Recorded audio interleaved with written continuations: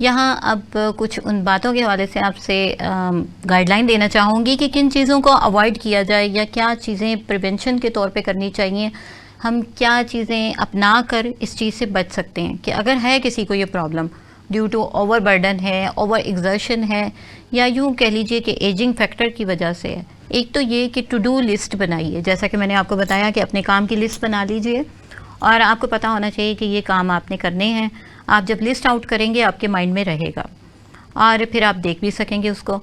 इसी तरह से मोबाइल में जैसे मैंने बताया कि एप्लीकेशंस मौजूद होती हैं, आप रिमाइंडर सेट कर सकते हैं, नोट्स लिख सकते हैं, अलार्म सेट कर सकते हैं। ये वो चीज़ें हैं, यानी कैलेंडर का इस्तेमाल कर सकते हैं, तो ये आपके लिए बेनिफिशियल हो सकती हैं।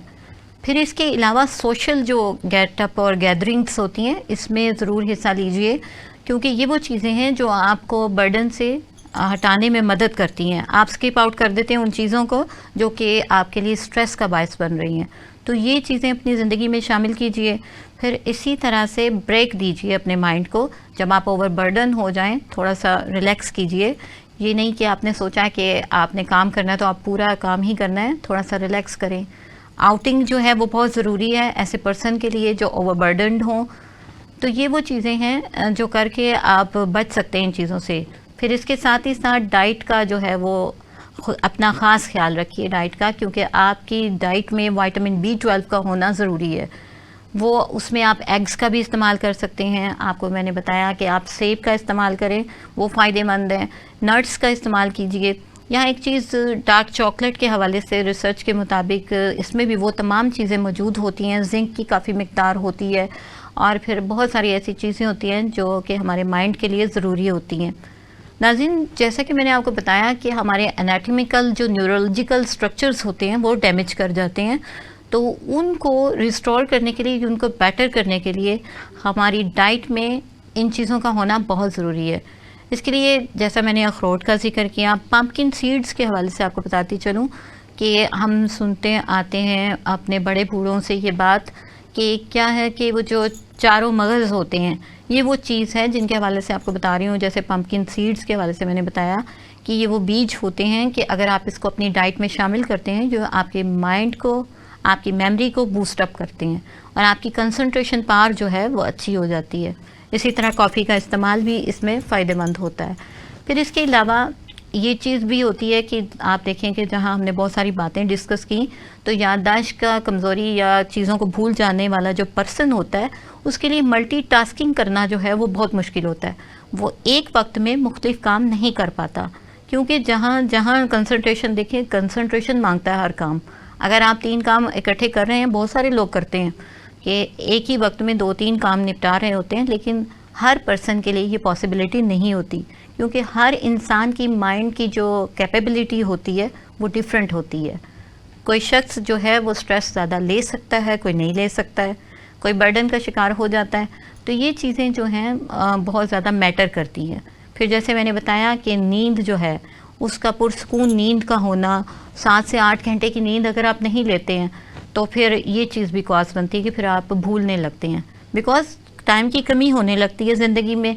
जहाँ टाइम की कमी होगी वहाँ ये चीज़ें सामने आएंगी। बाकी एजिंग फैक्टर के साथ जो चीज़ें हैं उसमें डाइट भी शामिल है और उसमें वो चीज़ें हैं कि आप हेल्पिंग एड्स इस्तेमाल करें। जैसा कि आपको बताया कि याद रखने के लिए, हेल्प आउट करने के लिए अपने टू डू लिस्ट बनाएं, यानी जो काम करने हैं वो आप लिस्ट आउट कर लें कि ये मैंने करना है। इसी तरह से रिकमेंडेड स्लीप जो है वो बहुत अहम है और डाइट का भी मैंने आपको बता दिया ये चीज़ें।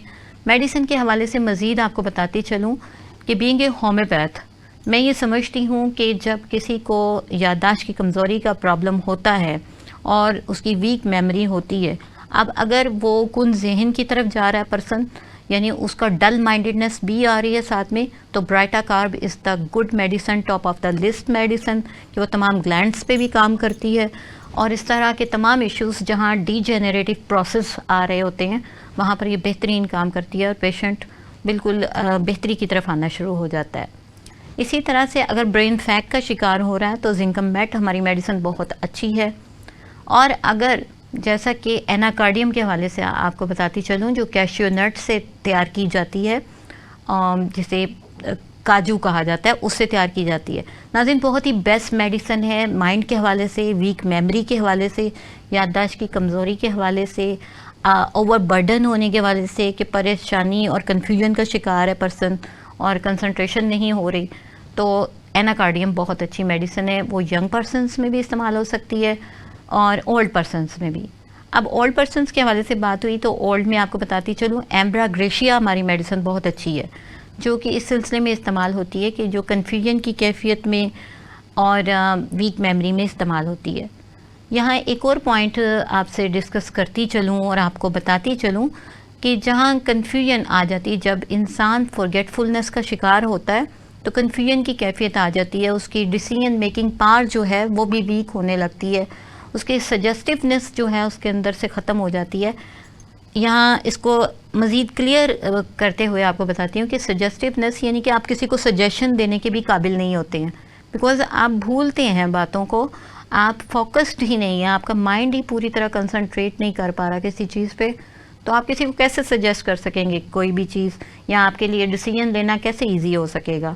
यहाँ आपके माइंड का फ्रेश रहना, उसकी सर्कुलेशन का, ब्लड का बेटर होना, ऑक्सीजन की सप्लाई का ठीक होना, आपकी स्लीप का ठीक रहना, आपकी डाइट का ठीक रहना, ये तमाम चीज़ें मैटर करती हैं।